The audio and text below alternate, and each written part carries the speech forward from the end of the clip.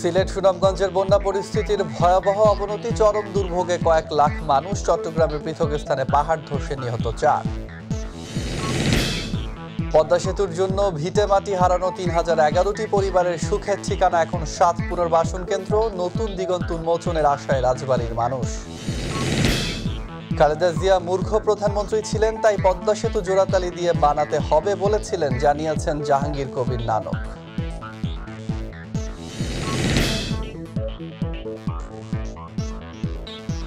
আসসালামু আলাইকুম, আমন্ত্রণ মাইটিভি জেলা সংবাদে। আপনাদের সাথে আছি আমি হাফিজ খন্দকার। এতক্ষণ শিরোনাম শুনছিলেন, এবারে চলে যাচ্ছি বিস্তারিত সংবাদে। শুরুতেই বন্যা ও ভূমিধস প্রসঙ্গ। বন্যার ক্ষত কাটিয়ে উঠতে না উঠতেই সিলেট সহ হাওড় অঞ্চলে দেখা দিয়েছে আবারও ভয়াবহ বন্যা।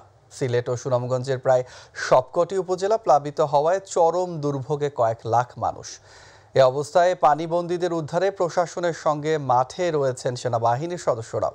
এদিকে তিস্তা, ব্রহ্মপুত্র সহ উত্তরের নদ নদীর পানি বাড়ায় বন্যা পরিস্থিতির অবনতি হয়েছে লালমনিরহাট, রংপুর, কুড়িগ্রাম, গাইবান্ধা জেলায়। প্রতিনিধিদের তথ্যচিত্রে এস এম হামিমের রিপোর্ট। ভারী বর্ষণ ও পাহাড়ি ঢলে সৃষ্ট বন্যায় সুনামগঞ্জের ছাতক, দুয়ারার বাজার, তাহিরপুর উপজেলা এবং সিলেটের সিটি কর্পোরেশন সহ কোম্পানিগঞ্জ ও গোয়াইনঘাট উপজেলার বাসিন্দারা চরম দুর্ভোগে পড়েছেন। বন্যার কারণে সিলেট ও সুনামগঞ্জে প্রায় 2.25 লাখ গ্রাহক বিদ্যুৎহীন রয়েছেন। মোবাইল নেটওয়ার্ক বন্ধ থাকায় সারা দেশ থেকে বিচ্ছিন্ন হয়ে পড়েছেন সুনামগঞ্জ। বন্যা পরিস্থিতি অবনতি হওয়ার পরিপ্রেক্ষিতে দুই জেলায় বিভিন্ন উপজেলায় শুক্রবার সেনা মোতায়েন করা হয়েছে। এদিকে উত্তরের নদ নদীর পানি বৃদ্ধি পেয়ে এই অঞ্চলের বন্যা পরিস্থিতির আরও অবনতি হয়েছে। ভারী বর্ষণ ও উজানের পাহাড়ি ঢলে লালমনিরহাট, রংপুর, কুড়িগ্রাম ও গাইবান্ধা জেলার লক্ষাধিক মানুষ পানিবন্দী হয়ে পড়েছে। উত্তরাঞ্চলের প্রায় সবগুলো নদ নদীর পানি বিপদসীমার উপর দিয়ে প্রবাহিত হচ্ছে। সিরাজগঞ্জ পয়েন্টে যমুনা নদীর পানি 36 সেন্টিমিটার বৃদ্ধি পেয়ে বিপদসীমার 2 সেন্টিমিটার উপর দিয়ে প্রবাহিত হচ্ছে। ফলে চরাঞ্চলের মানুষের মাঝে বন্যা ও ভাঙন আতঙ্ক ছড়িয়ে পড়েছে। এছাড়াও নেত্রকোনা, জামালপুর, শেরপুর, গাজীপুরের বিভিন্ন এলাকার বন্যার পানি বৃদ্ধি পেয়েছে। এস এম হামিম, মাই টিভি নিউজ ডেস্ক। অতিবৃষ্টি ও পাহাড়ি ঢলে নেতাই নদীর বাঁধ ভেঙে ময়মনসিংহের সীমান্তবর্তী ধোবাউড়া উপজেলার 3টি ইউনিয়নে বিস্তীর্ণ এলাকা প্লাবিত হয়েছে। ধোবাউড়া উপজেলা নির্বাহী অফিসার ফৌজিয়া নাজনীন জানান, ঘোষগাঁও নির্মাণাধীন বেড়িবাঁধ ও নেতাই নদীর পাড় ভেঙে উপজেলার দক্ষিণ মাইজপাড়া, ঘোষগাঁও ও পুরাকান্দুলিয়া ইউনিয়নের 5 শতাধিক মানুষ পানিবন্দী হয়ে পড়েছে। স্থানীয়ভাবে তাদেরকে শুকনো খাবার সহায়তা করা হয়েছে। ময়মনসিংহের জেলা প্রশাসকের কাছে 10 টন চাল ও 2 লাখ টাকা সাহায্য চাওয়া হয়েছে বলেও জানান তিনি। সিরাজগঞ্জের চৌহালি ও বেলকুচি উপজেলার যমুনা নদীতে পানিবন্দিতে মুরাদপুর, বাঘুটিয়া, এনায়েতপুরের বসতভিটা ও তাঁত কারখানা সহ শিক্ষা প্রতিষ্ঠানের ব্যানার পানিতে প্লাবিত হচ্ছে। এতে হুমকির মুখে পড়েছে বসতভিটা, শিক্ষা ও ধর্মীয় প্রতিষ্ঠান। যমুনা নদীতে পানি বৃদ্ধির সময় দফায় দফায় ভাঙন হচ্ছে। এদিকে গত 24 ঘন্টায় যমুনা নদীর পানি সিরাজগঞ্জ শহর রক্ষা বাঁধ পয়েন্টে 42 সেন্টিমিটার পানি বৃদ্ধি পেয়ে 4 সেন্টিমিটার বিপদসীমার নিচ দিয়ে প্রবাহিত হচ্ছে।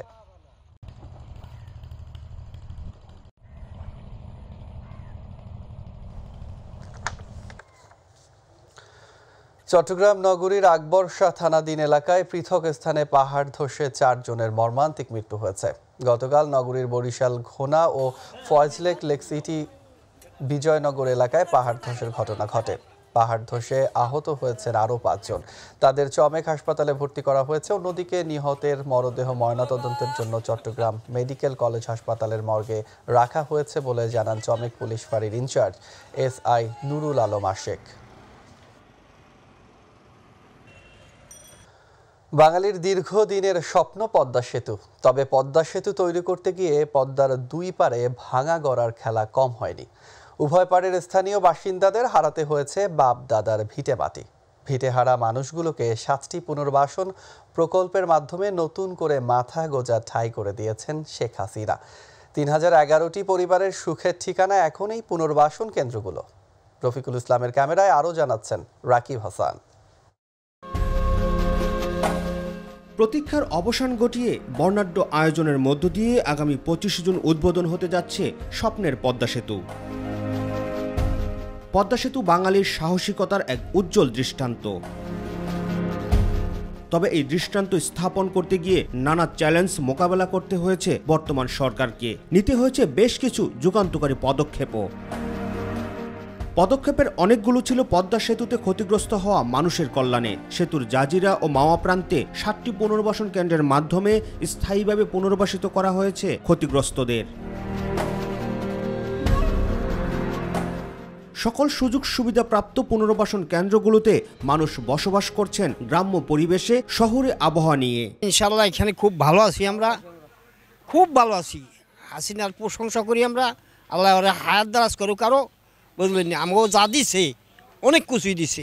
সব দিকে রাস্তা, স্কুল করে দিয়েছে, হাসপাতাল করে দিয়েছে, মসজিদ করে দিয়েছে, এতে আমরা খুশি খুব আল্লাহর রহমতে আছিও শান্তিতে আমরা। দৃষ্টিনন্দন পুনর্বাসন কেন্দ্রগুলো যেন পদ্মা পাড়ের সবুজ বেষ্টনী ঘেরা আবাসিক এলাকার মতো। চোখ জুড়ানো রকমারি ফলদ, ঔষধি ও ফুল গাছের বাগানে ফুটন্ত ফুলে সুগন্ধি ছড়াচ্ছে আশপাশের এলাকায়। আধুনিক আবাসন প্রকল্পের আদলে তৈরি করা এসব পুনর্বাসন প্রকল্প শিক্ষা, চিকিৎসা সহ সব মৌলিক চাহিদার ব্যবস্থা রয়েছে বাসিন্দাদের জন্য। ক্ষতিগ্রস্ত পরিবারের মাঝে বরাদ্দ দেয়া হয়েছে 2.5, 5 এবং 7.5 শতাংশের জমির প্লট। এখানে যারা এই বাসিন্দা এদের প্রত্যেকের সামগ্রিক সুযোগ সুবিধা দেওয়া হয়েছে। প্লট পাইছি, পানি লাইন আছে, সবই আছে। ইনশাআল্লাহ আমরা বেশি পাইছি। প্রতিটি পুনর্বাসন কেন্দ্রে রয়েছে স্কুল, মসজিদ, খেলার মাঠ, পুকুর, হাসপাতাল সহ নানা সুবিধা। 3টি জেলার 7টি পুনর্বাসন প্রকল্পের মাধ্যমে পদ্মা সেতু প্রকল্পে ক্ষতিগ্রস্ত প্রায় 21,000 পরিবারকে পুনর্বাসিত করা হয়েছে। পুনর্বাসন কেন্দ্রগুলিতে রাখা হয়েছে সব ধরনের আধুনিক সুযোগ সুবিধা। কুমারভোগ পুনর্বাসন কেন্দ্র থেকে রাকিব হাসান, মাই টিভি। স্বপ্নের পদ্মা সেতু উদ্বোধনের ক্ষণগণনা শুরু হয়ে গেছে। দক্ষিণ পশ্চিমাঞ্চলের 21 জেলার মানুষ ভাগ্য বদলে নতুন দিগন্ত উন্মোচনের আশা করছেন রাজবাড়ী জেলার সর্বস্তরের মানুষ। পদ্মা সেতু উদ্বোধনের মধ্য দিয়ে যোগাযোগ সহ এই অঞ্চলের ব্যবসা বাণিজ্য সম্প্রসারণ হবে। প্রতিনিধি শেখ মমিনের রিপোর্ট জানাচ্ছেন শামস তাবরিজ উচ্ছ্বাস। রাজবাড়ীর বাসিন্দাদের দীর্ঘদিনের স্বপ্ন বাস্তবায়নে রূপ নিতে যাচ্ছে আগামী 25 জুন স্বপ্নের পদ্মা সেতু উদ্বোধনের মধ্য দিয়ে। এতে করে ঢাকার সঙ্গে দেশের দক্ষিণ পশ্চিমাঞ্চলের জেলাগুলোর মানুষের যাতায়াত হবে আরও সহজ ও সময় সাশ্রয়ী। পদ্মা সেতুর উদ্বোধনের মধ্য দিয়ে যোগাযোগ ও ব্যবসা বাণিজ্য সহ বিভিন্ন ক্ষেত্রে পরিবর্তন আসবে বলে মনে করেন সাধারণ মানুষ। রাজবাড়ী তথা এই পাশের মানুষের আর্থসামাজিক উন্নয়ন হবে, কলকারখানা তৈরি হবে। রাজবাড়ীবাসী খুব আনন্দিত, কারণ হচ্ছে সবার যাতায়াত অবস্থা তো সুবিধা হবে। বাংলাদেশের দক্ষিণাঞ্চল সহ রাজবাড়ী জেলার অনেক অর্থনৈতিক প্রভাব বিস্তার করবে। সকল ষড়যন্ত্র নস্যাৎ করে প্রধানমন্ত্রী সেতু নির্মাণ কাজটি বাস্তবায়ন করেছে বলে জানান জনপ্রতিনিধি ও আওয়ামী লীগের নেতারা। এইটা যদি টার্নেল অথবা দ্বিতীয় পদ্মা সেতু হয়, তাহলে এই অঞ্চলের মানুষের খুশির আর সীমানা থাকবে না। জননেত্রী শেখ হাসিনা কিন্তু অত্যন্ত দক্ষতা, দূরদর্শিতা, সাহসিকতা দিয়ে কিন্তু আজকে পদ্মা সেতু করেছেন। বাংলাদেশের নিজস্ব অর্থায়নে পদ্মা সেতু সমাপ্ত করেছেন। আপনারা জানেন এই পদ্মা সেতু দেশি এবং বিদেশি হাজারো ষড়যন্ত্র হয়েছে। বাংলাদেশের সৃষ্টির পর থেকে পদ্মা সেতু একটি অসাধারণ উন্নয়ন, যার প্রভাবে জাতীয় অর্থনীতিতে সফলতা আসবে বলে মনে করছেন প্রশাসনিক কর্মকর্তারা। জীবনের গতিধারা, সামাজিক ক্রিয়া প্রতিক্রিয়া, এগুলোর ইতিবাচক অবস্থান্তর হবে। এটি বাংলাদেশের রাষ্ট্রের সৃষ্টির পর থেকে এই উন্নয়নটি একটি অসাধারণ উন্নয়ন, যার প্রভাব জাতীয় অর্থনীতিতে দেখবেন আপনার 2% জিডিপি আমাদের বৃদ্ধি পাবে এই পদ্মা সেতুর কারণে। সেতুটি চালু হলে দক্ষিণাঞ্চলের সঙ্গে রাজধানীর যোগাযোগ ব্যবস্থা যে উন্নতি ঘটবে তা ব্যবসা বাণিজ্যের ক্ষেত্রে বিপুল প্রসার ঘটবে। শামস তাবরিজ উচ্ছ্বাস, মাই টিভি, নিউজ ডেস্ক। এবার অন্যান্য প্রসঙ্গ। জাহাঙ্গীর কবির নানক বলেছেন, খালেদা জিয়া মূর্খ প্রধানমন্ত্রী ছিলেন, তাই বলছেন পদ্মা সেতু জোড়াতালি দিয়ে বানাতে হবে। 25 তারিখ পদ্মা সেতু উদ্বোধন উপলক্ষে বিএনপি গুজব ছড়াচ্ছে। লাভ নেই এসব গুজব ছড়িয়ে। গতকাল আওয়ামী লীগ নেতা 2100 পদকপ্রাপ্ত বীর মুক্তিযোদ্ধা মির্জা তোফাজ্জল হোসেন মুকুলের স্মরণ সভায় বরেণ্য অতিথির বক্তব্যে তিনি এসব কথা বলেন। শহরের শহীদ স্মৃতি পৌর উদ্যানে অনুষ্ঠিত স্মরণ সভায় টাঙ্গাইল জেলা আওয়ামী লীগের সভাপতি ফজলুর রহমান খান ফারুকের সভাপতিত্বে প্রধান অতিথি হিসেবে বক্তব্য রাখেন কৃষিমন্ত্রী ডক্টর আব্দুর রাজ্জাক। বিশেষ অতিথির বক্তব্য রাখেন আওয়ামী লীগের প্রেসিডিয়াম সদস্য আব্দুর রহমান সহ আরও অনেকে।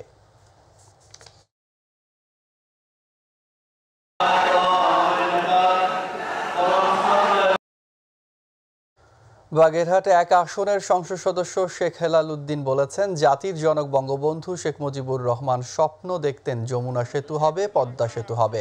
পদ্মা সেতুর চালুর মধ্য দিয়ে বঙ্গবন্ধুর সেই স্বপ্ন পূরণ হতে যাচ্ছে। গতকাল পদ্মা সেতু উদ্বোধন উপলক্ষে বাগেরহাট সার্কিট হাউসে আয়োজিত মতবিনিময় সভায় প্রধান অতিথির বক্তব্যে তিনি এসব কথা বলেন। বাগেরহাট জেলা আওয়ামী লীগের সহসভাপতি অ্যাডভোকেট শাহী আলম বাচ্চুর সভাপতিত্বে অনুষ্ঠিত মতবিনিময় সভায় আরও বক্তব্য দেন বাগেরহাট ৪ আসনের সংসদ সদস্য আমিরুল আলম মিলন, বাংলাদেশ আওয়ামী লীগের কেন্দ্রীয় কমিটির সাংগঠনিক সম্পাদক FM কামাল হোসেন সহ আরও অনেকে। জাতীয় পার্টির চেয়ারম্যান ও বিরোধী দলীয় উপনেতা গোলাম মোহাম্মদ কাদের বলেছেন, সামনে নির্বাচনকে ঘিরে যে ধরনের পরিস্থিতি সৃষ্টি হয়েছে, সেখানে যারা ক্ষমতায় আছে তারা যে কোনোভাবেই হোক ক্ষমতায় আসতে হবে। এর জন্য অর্থ এবং পেশি শক্তি দিয়ে দলীয়করণ করে ক্ষমতাকে অপব্যবহার করার চেষ্টা করছে। গতকাল নারায়ণগঞ্জের বন্দরের সমরক্ষেত্র মাঠে জেলা ও মহানগর জাতীয় পার্টির দ্বিবার্ষিক সম্মেলনে প্রধান অতিথির বক্তব্যে তিনি এসব কথা বলেন। জেলা জাতীয় পার্টির সভাপতি সানাউল্লাহ সানুর সভাপতিত্বে আরও বক্তব্য রাখেন জাতীয় পার্টির মহাসচিব মুজিবুল হক চুন্নু, নারায়ণগঞ্জ ৫ আসনের সংসদ সদস্য আলহাজ AKM সেলিম ওসমান সহ আরও অনেকে। গাজীপুরের সদর উপজেলায় মেম্বার বাড়ি ঢাকা ময়মনসিংহ মহাসড়কে 2 কাভার্ড ভ্যানের সংঘর্ষে এক চালক নিহত হয়েছে।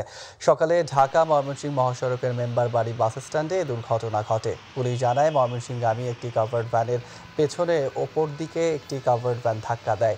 এতে চালক শামসুল হক ঘটনাস্থলে মারা যান। পরে ফায়ার সার্ভিসের সদস্যরা ঘটনাস্থলে এসে মৃত অবস্থায় উদ্ধার করেন। নিহতদের মরদেহ উদ্ধার করে ময়নাতদন্তের জন্য গাজীপুর শহীদ তাজউদ্দিন আহমেদ মেডিকেল কলেজ হাসপাতালে পাঠানো হয়েছে। চট্টগ্রাম নগরীর ইপিজেড এলাকায় রাস্তা পার হওয়ার সময় এক পোশাক কর্মী নিহত হয়েছেন। গতকাল ইপিজেড থানার চৌধুরী মার্কেটের সামনে সড়কে এ দুর্ঘটনা ঘটে। এছাড়া গতকাল চট্টগ্রাম কক্সবাজার মহাসড়কের দোহাজারি এলাকায় মারুফুল ইসলাম নামে এক পুলিশ কনস্টেবল নিহত হয়েছেন। তিনি সিএমপিতে কর্মরত ছিলেন। অন্যদিকে নগরীর আগ্রাবাদ ওয়ার্ল্ড ট্রেড সেন্টারের পেছনে আধিপত্য বিস্তারকে কেন্দ্র করে দুর্বৃত্তদের ছুরিকাঘাতে এক যুবক নিহত হয়েছেন। রাতে পাঁচলাইশ থানার পুলিশ পরিদর্শক সাদিকুর রহমানের তথ্য নিশ্চিত করেছেন। নিহতদের মরদেহ চট্টগ্রাম মেডিকেল কলেজ হাসপাতালের মর্গে রাখা হয়েছে বলেও জানান তিনি। দেশের কার্প জাতীয় মাছের অন্যতম প্রাকৃতিক প্রজনন কেন্দ্র চট্টগ্রামের হালদা নদীতে মা মাছ ডিম ছেড়েছে। এবছর তৃতীয়বারের মতো ডিম ছেড়েছে মা মাছ। গতকাল থেকে প্রায় 300 নৌকা হালদা নদীতে মা মাছের ডিম সংগ্রহ করছে। এর আগে বৃহস্পতিবার দিবাগত রাত 2টার পর থেকে নদীর কয়েকটি স্থানে ডিম ছাড়তে শুরু করে মা মাছগুলো। তবে সে সময় নদীতে নৌকার সংখ্যা কম ছিল। সকাল থেকে প্রায় 3 শতাধিক নৌকায় ডিম সংগ্রহকারীরা নেমে পড়ে ডিম সংগ্রহের কাজে। অনবরত বৃষ্টিপাত থাকলে ভালো ডিম পাওয়ার সম্ভাবনা রয়েছে বলে জানিয়েছেন হালদা নদী গবেষকরা।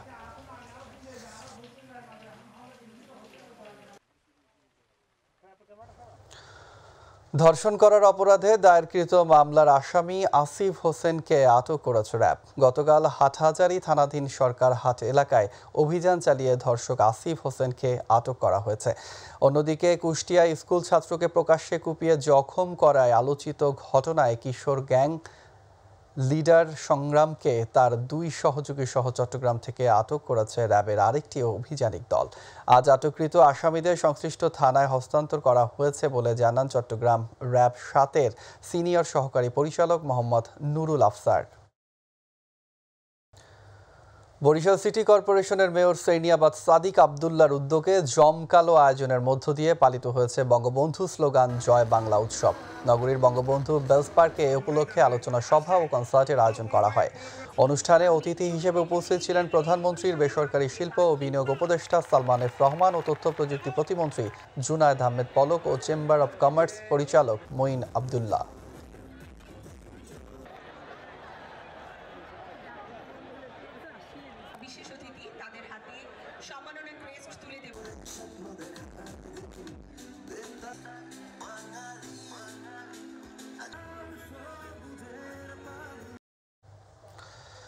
গত 2 দিনের মুষলধারে বৃষ্টির কারণে সৃষ্ট জলাবদ্ধতায় মারাত্মক জনদুর্ভোগের সৃষ্টি হয়েছে বন্দরনগরী চট্টগ্রামে।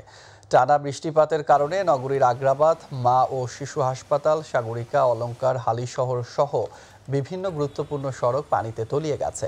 মূল সড়ক পানিতে তলিয়ে যাওয়ায় যানবাহনের চালকরা পড়েছেন বিপাকে।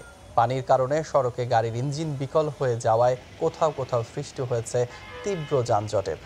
পানিতে তলিয়ে গেছে নগরীর অনেক বাসাবাড়ি, শিক্ষা প্রতিষ্ঠান ও ব্যবসা প্রতিষ্ঠান। বর্ষা মৌসুমে নগরীর জলাবদ্ধতা থেকে মুক্তির দাবি জানিয়েছেন সকল শ্রেণী পেশার মানুষ। টাঙ্গাইল শহরে লৌহজং নদীর উপর নির্মাণাধীন 3.5 কোটি টাকা ব্যয়ে সেতুটি দেবে গেছে।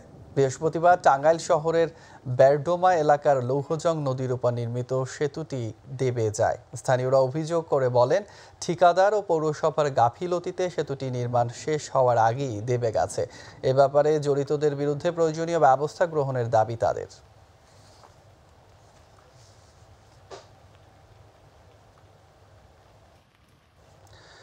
কুষ্টিয়ার মিরপুরে সেলাই মেশিন বিতরণ ও বিনামূল্যে চিকিৎসা সেবা প্রদান করা হয়েছে। গতকাল উপজেলার কবরবাড়িয়া মাধ্যমিক বিদ্যালয় ইয়াসিন মাহমুদা স্মৃতি পরিষদের আয়োজনে 2 শতাধিক গরিব ও অসহায় মানুষকে চিকিৎসা সেবা প্রদান করেন সংগঠনের প্রতিষ্ঠাতা ও কুষ্টিয়া মেডিকেল কলেজের সাবেক অধ্যক্ষ অধ্যাপক ডাক্তার ইফতেখার মাহমুদ সহ বিশেষজ্ঞ চিকিৎসকরা।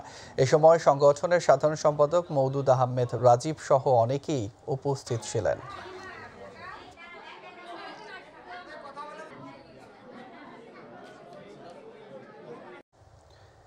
এদিকে সিরাজগঞ্জের বেলকুচি উপজেলা বিএনপির গঠনতন্ত্র পরিপন্থী ও জেলা বিএনপির সভাপতির স্বাক্ষর বাহিনী আহ্বায়ক কমিটি গঠন করায় সংবাদ সম্মেলন অনুষ্ঠিত হয়েছে। গতকাল বেলকুচি প্রেস ক্লাবে উপজেলা বিএনপির একটি অংশ এ সংবাদ সম্মেলন করেন। সংবাদ সম্মেলনে জেলা বিএনপির সদস্য ও উপজেলা বিএনপির সাবেক সহসভাপতি গোলাম আজম লিখিত বক্তব্য প্রদান করেন। সংবাদ সম্মেলনে আরও উপস্থিত ছিলেন কেন্দ্রীয় তাঁতি দলের যুগ্ম আহ্বায়ক গোলাম মাওলা খান বাবুল সহ আরও অনেকে। বাংলাদেশ শিক্ষক সমিতি বিটিএ কালকিনি শাখার ত্রিবার্ষিক সম্মেলন অনুষ্ঠিত হয়েছে। গতকাল কালকিনি সরকারি পাইলট উচ্চ বিদ্যালয়ের হলরুমে সম্মেলন উদ্বোধন করেন মাদারীপুর জেলা শিক্ষক সমিতির সাধারণ সম্পাদক লাল মিয়া জমাদার। বাংলাদেশ শিক্ষক সমিতি কালকিনি শাখার সাধারণ সম্পাদক মনিরুজ্জামানের সঞ্চালনায় এতে সভাপতিত্ব করেন সংগঠনের সভাপতি বাবু মহাদেব চন্দ্র বারৈ।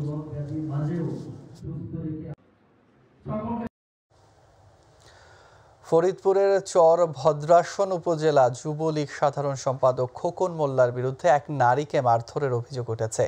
এই নারী বর্তমানে চর ভদ্রাসন উপজেলা স্বাস্থ্য কমপ্লেক্সে চিকিৎসাধীন রয়েছেন। এই ঘটনায় ওই নারীর স্বামী থানায় অভিযোগ দিয়েছেন। চর ভদ্রাসন থানার অফিসার ইনচার্জ জিয়ারুল ইসলাম জানান, এখনও অভিযোগ পাননি, অভিযোগ পেলে ব্যবস্থা গ্রহণ করা হবে।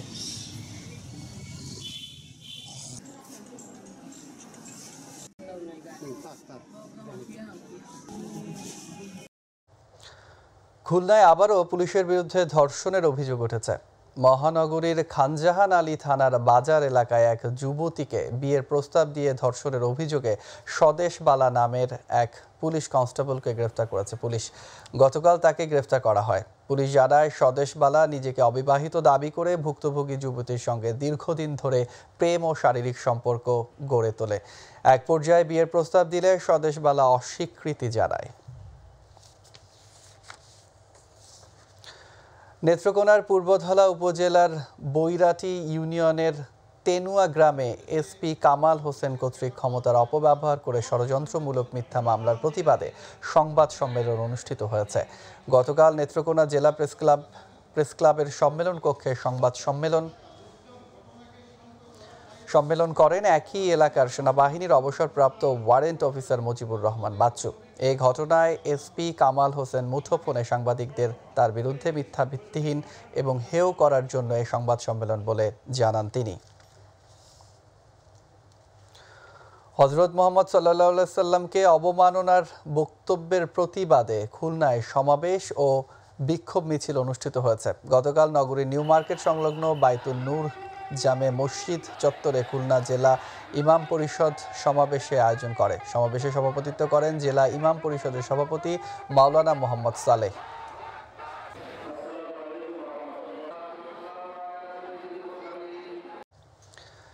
সিরাজগঞ্জের উল্লাপাড়ায় এইচটি ইমাম স্মৃতি আন্তঃজেলা গোল্ড কাপ ফুটবল টুর্নামেন্ট 2022 উদ্বোধন করা হয়েছে। উপজেলা নির্বাহী কর্মকর্তা উজ্জ্বল হোসেনের সভাপতিত্বে গতকাল উল্লাপাড়া সরকারি আকবর আলী কলেজ মাঠে সংসদ সদস্য তানভীর ইমাম প্রধান অতিথি হিসাবে এই টুর্নামেন্টের উদ্বোধন করেন।